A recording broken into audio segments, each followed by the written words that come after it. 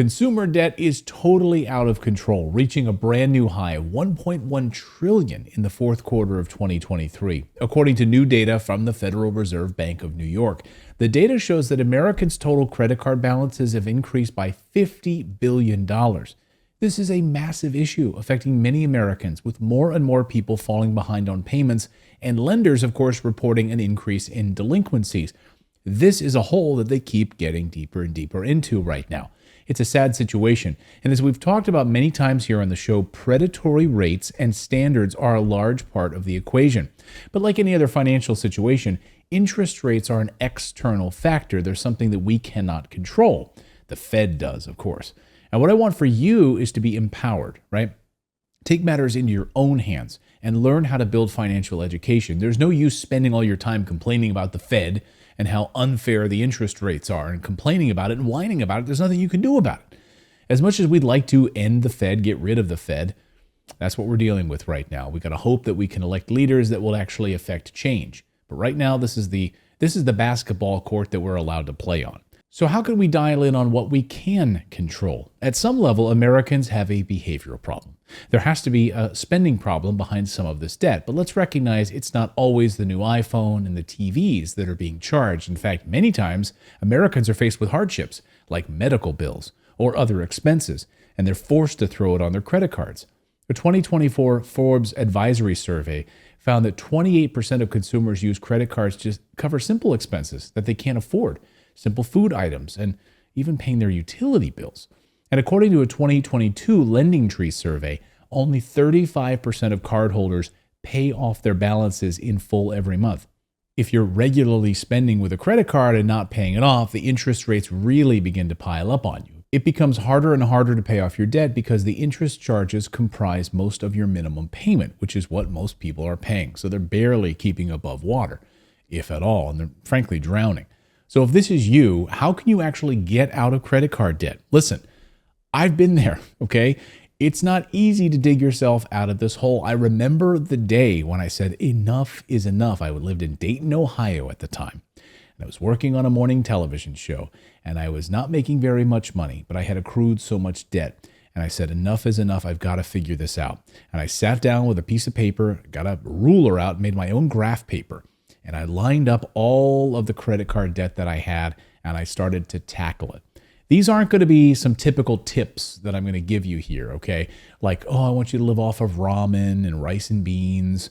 No, I want you to actually get out of credit card debt, okay? The first thing you have to do is know what you're starting with. Remember my graph paper story. Start with a basic balance sheet, or even just list out your debts, including balances and interest rates. I know some people love using computers.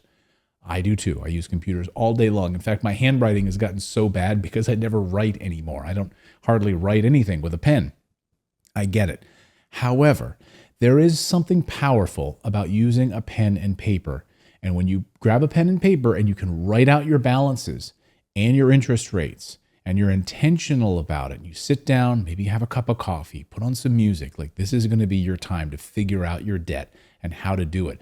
Putting pen to paper is a powerful thing. And then to keep that ledger in your hands in a notebook or something that you refer to is really, really strong. I know it was for me. I kept that one piece of graph paper until I started paying off all of my credit cards. It really changed my life. So, a lot of people online are, of course, going to tell you to change your spending habits or to allocate your money better. Maybe you can, right? Stop buying that $4 latte. Okay. But really, it's up to you to decide what you want to do. But if you're among the Americans who are barely getting by, putting groceries on your credit card, chances are it's not a behavioral problem that you have, it's a money problem. So in my opinion, you'd have to start bringing in more income if you really want to tackle this debt problem. And this is where your creativity is going to have to come in, right? Stop worrying about the latte. How can I actually get more cash flow into my house? How can you make more money? Can you drive for Uber? Can you sell some electronics? Can you sell some clothing? Put some things up on eBay, on a Facebook swap group and make some money? Maybe you've got some gear around your house. You can start a side hustle, mow your neighbor's lawn. Can you tutor local students? Can you do and teach English online for people that want to learn English or math? Is there something that you can do for a few hours a week that'll bring in a few $1,000s per month? The answer is yes, there is. There absolutely is. In fact, I recommend a show. I'm telling you, check out the show. It's a podcast, and I've enjoyed this show over the years, and I've got a lot of great tips and strategies from Nick Loper. He does a podcast called The Side Hustle Show. Really well done. And I would, in fact, go back into his archives and look at a few episodes that might speak to you about how you can start a side hustle business from home. Great ideas there. There's so many ways to make a couple hundred extra bucks. That money, of course, can help you make progress on paying down your debt. And in the age of the internet, it's easier than ever to find opportunities and build multiple streams of income. And let's be honest, if you want to survive, let alone thrive in today's economy, you're going to have to build multiple streams of income to get you there. I couldn't imagine having one stream of income. And frankly, I think I've lost count as to, and this is not me boasting, but I have so many streams of income. We have a book that we sell on Amazon. We have multiple business. We have multiple sponsors. We have multiple streams that come in from different affiliate partnerships and stuff. So there's all sorts of different streams that flow in on a regular basis. And I want that for you as well. And you know what? It's incredibly easy to do it, honestly. Just get a few $100 extra per month that can really start paying down these credit cards. So the next step in this process is all about consolidating and restructuring your debts. The goal here is to pay the least amount of money and the least amount of interest as you can. Many credit card companies will offer balance transfers for a low introductory interest rate. Now, this is what I did, okay? I had some pretty high interest rate credit cards, 16, 17, 18%, and I was able to get a few introductory 0% credit cards. And I was able to transfer a large amount of my debt over to those 0% credit cards to help me kind of stop the bleeding for a little while, okay? And then guess what? You can do it again and again and again. So you can kind of stay around that 0% for a while as you're paying down these debts. Again, this takes a level of creativity, but that's why I want you to sit down with a pen and paper and that graph paper to really map out what you owe. If you want to put this credit card debt behind you, you're going to have to figure out how to get the best price for your money right now. There are companies out there who are going to compete for your business. So if this company over here with 0% can entice you to leave the other company, that's a win for them because they think that, after 6 months or a year, that 0% is going to go away and now this person is going to be at 18% with us instead of that other company. It's competition, right? So again, think of it that way. They want your business, but how can you play the game and be creative about it? Another idea is to consolidate your credit cards into a personal loan, one personal loan. Now, a personal loan often has lower interest rate, and depending on how many credit cards you have, it might be helpful to reduce your monthly payments into one payment. Another thing you can try is calling your credit card service and asking them for a lower rate. That's what I did. I got on the phone with all of them, said, look, I'm struggling here. Is there any way you can give me a lower rate? And they did. They would. You can do that. Just get on the phone with them. We'll get back to the video in a second, but look, your money is not safe. You can see all the time that stocks can crash, bonds lose value. Anything that you can't physically put your hands on increases your risk right now. Hey everyone, I'm Clayton Morris, longtime real estate investor and founder of Morris Invest. And my favorite tangible asset is real estate. It consistently outperforms other asset classes. And I believe it's the number one way to build and protect your wealth. Now, while there are several ways you can invest in real estate, most of which I've tried myself, the build-to-rent model offers the most benefits. More specifically, single-family buy and hold rentals. Here's why. Much lower risk than trying to flip a house. You have more control and higher returns than REITs. If you're investing in the stock market, it's way less work than wholesaling properties if you're into wholesaling. Many fewer repairs and headaches than trying to rehab a property.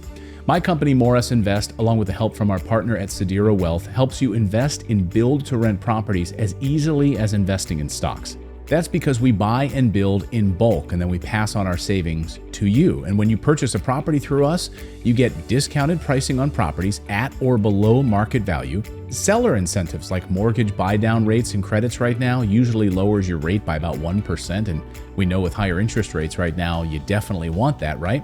And you get free ongoing customer service for the life of your investment. You get personal phone numbers and email addresses of our team. And build-to-rent properties are in prime growth markets. We're talking 18% internal rate of return. 18%. Amazing tax benefits. And you get a free cost segregation report, helping find strategies that increase tax write-offs. You get principal reduction as your tenant pays down your mortgage. And you get steadily growing appreciation and equity gains. Plus, positive cash flow. We won't sell you a property if the math doesn't add up. If you want to know more, just click the link in the description box and it'll take you to our website where you can book a free call with our team. There's zero pressure, no obligation. Look, I understand we won't be a good fit for everybody, and that's totally okay. Some of you might want to be DIY, you want to do it yourself. That's great. Either way, you're going to walk away from our phone call with some valuable new insights and an idea of what questions you might want to ask and some actionable steps that you can take to move forward in your financial journey. You can always find an excuse to not invest, but the sooner that you start a smart investment like build-to-rent real estate in a strong market, the sooner you'll be enjoying pure cash flow. So click the link below and I hope to see you on our schedule. So now that you know what your debts are and you've restructured things as much as you can, it's time to consider how to prioritize your debts by interest rate. Now, you're going to take all of those debts you listed out in step 1, and you're going to start to sort them from the highest interest rate to the lowest interest rate. Okay. Now you're going to make the credit card with the highest interest rate your number one enemy. Okay, I want you to go after that like a hitman. Okay. The timeline here depends on how much debt you have and how much extra money you're able to throw at it. The idea, though, is that you want your laser focus on getting rid of these high interest rate payments. You're knocking down the principal balance on your card, therefore paying less in interest every month. And from there, you just keep going. Snowball effect, right? Once you've paid off the highest interest, then you can move on to the next and keep paying those cards down. So I tackled one that had a 21% interest rate, and my student loan debts were down here at about 1%. So I focused on the 21%, and went after that one. Then I started chiseling all the way down until I got down to the student loan as the last thing that I had to pay off, and I did. And it was an amazing feeling to go boom, boom, boom, all the way down that list. So if you're saddled with credit card debt, I hope you found this video useful, or at least inspiring to start thinking outside the box. With sky-high interest rates, there's never been a better time to take control of your finances, get out of the predatory credit card debt cycle. The next step in improving your finance is buying performing assets, okay? So you're paying down this debt. Now I want you to start buying performing assets that bring in cash flow every month. We talked about the side hustle. That's great, but you're still working for that money. You're trading your time for that money. I want performing assets now in your portfolio that are doing the work for you and they're bringing in monthly cash flow, rental properties, okay?